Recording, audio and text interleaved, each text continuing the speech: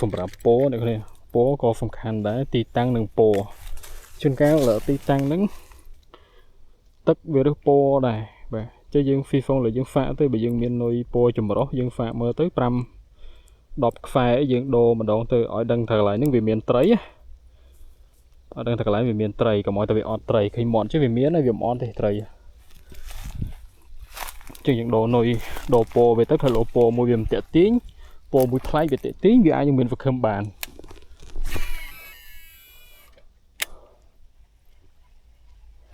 ហើយមើលស្ថានភាពទឹកដែរជួនកាលទឹកយើងជ្រៅពេកយើងលេងនុយ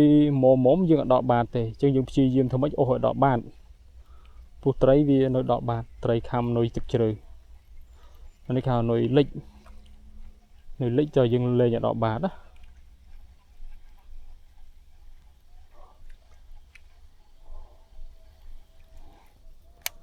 តែដកបាតគឺយើងមានឧបសគ្គគឺតាក់បែបហ្នឹងហ្វាក់យើងគឺតាក់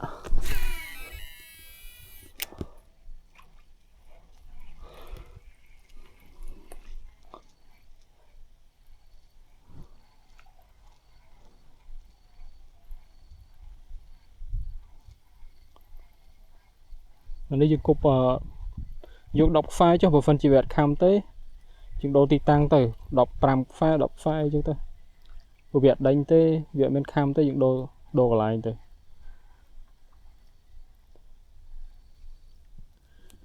ពីអីមិញ3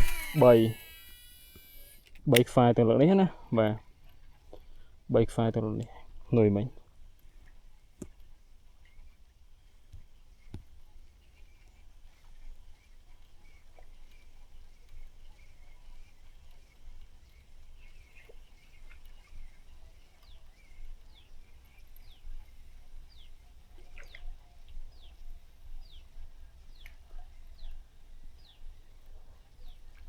3ខ្សែហើយឃើញតែវាអត់មានខំទេ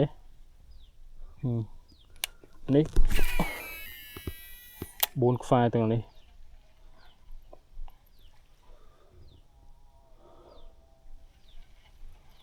4ខ្សែវាមានខំទៅយើងដូរទៅដូរទីតាំងដូរនុយបើយើងចង់ដូរទីតាំងយើងដូរនុយពោនុយវិញ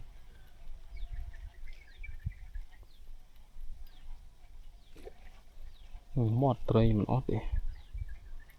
តែពេលខ្លះវាអត់ខំបណ្ដោយ4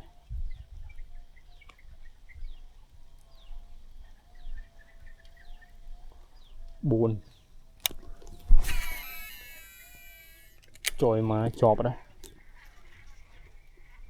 ជាប់ឲ្យជាប់ហ្វារ៉ា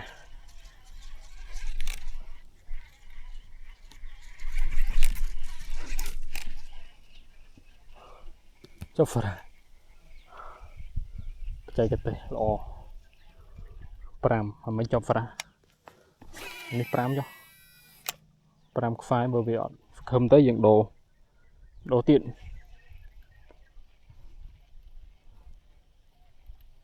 ជួនកាលត្រីធំវាអត់ងាយខំទេ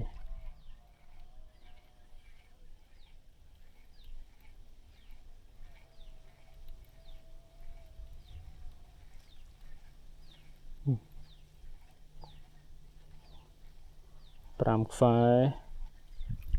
ដូរទៅហើយទៅវាអត់ទេអំបិលហើយ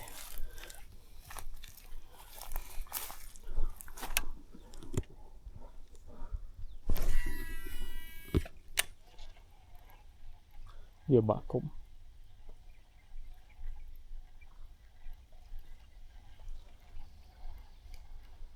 5ខ្សែ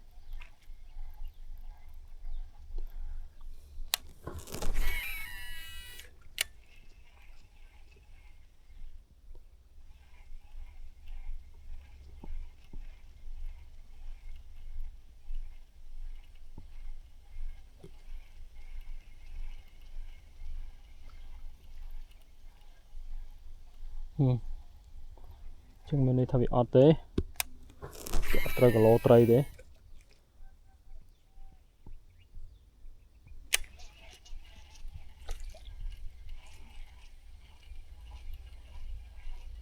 បើមិនជាយើងមិនចង់ដូរទីតាំងទេយើងដូរនុយគប់5ខ្សែទៀតណា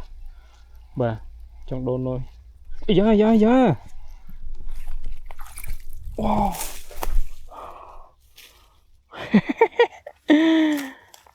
là giới click